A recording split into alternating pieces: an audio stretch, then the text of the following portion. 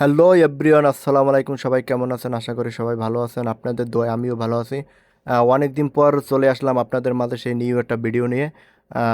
জোহরের নামাজ পড়ার জন্য রওনা দিলাম, তাই সৌদি আরবের ভিউটা কেমন একটু আপনাদের দেখাইতেছি। একটু এদিকে ক্যামেরাটা ঘুরাইলাম, এই দেখেন সৌদি আরবের আশেপাশে গাড়ির অভাব নাই, কারণ চারপাশে সব দিকে গাড়ি থেকে এই আবার বলদিয়া আবার ডাব্বা। দেখেন বলদিয়া নাম্বার চেঞ্জ করতেছে। আমার মনে হয় বলদিয়া ডাব্বা মনে হয় চেঞ্জ হইবে, এরা হইলে বলদিয়ার লোক। তো জোহরের নামাজ পড়ার জন্য রওনা দিলাম মসজিদের দিকে। তো সৌদি আরবের যে ভিডিও ছাড়লেই হয়ে যায় ফর ইউ।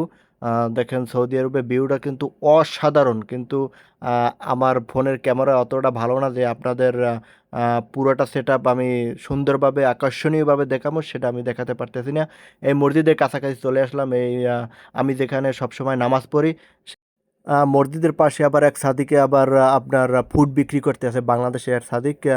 সে আবার মসজিদের সামনে লাইসে দিয়েছে, তাই আপনার এই যে ফুডগুলো দেখতেছেন, এই ফুডগুলো আবার আপনার 5 রিয়াল করিয়া আপনার এক একটা ডাব বইলে 5 রিয়াল করিয়া। তা অনেকে নিয়ে যায়, কিন্তু আমি কিন্তু মসজিদে জামাতের শেষে আসছি, কিন্তু জামাত আমি পাই নাই। তাই মসজিদের ভিউটা দেখে, মসজিদের ভিউটা কিন্তু অসাধারণ একটা ভিউ। তাই আপনার আল্লাহর ঘর সবই সুন্দর। আল্লাহর ঘর দেশে আর বিদেশে আর বাংলাদেশে নাই, আল্লাহর ঘর যে ঘরই হোক অনেক সুন্দর। তাই মসজিদের ইমাম সাহেব বলে বাংলাদেশে এক ইমাম সাহেব, সে আমাদের এই মসজিদে নামাজ পড়ায়, কিন্তু তার সাথে আমি পরিচয় হব, সে বাংলাদেশ ইমাম সাহেব। সে একটা অনেক একটা মহান একটা ব্যক্তি, সেও তার বাড়িও বাংলাদেশে। তাকে বলছি যে আমাদের জন্য সবসময় দোয়া করবেন, দোয়া চাইছি। ইনশাল্লাহ সবাই ভালো থাকবেন, সুস্থ থাকবেন। আল্লাহ হাফেজ। আজকের এই পর্যন্ত ভিডিও নিয়ে শেষ করলাম। সবার জন্য দোয়ার ভালোবাসা রইল। আল্লাহ হাফেজ।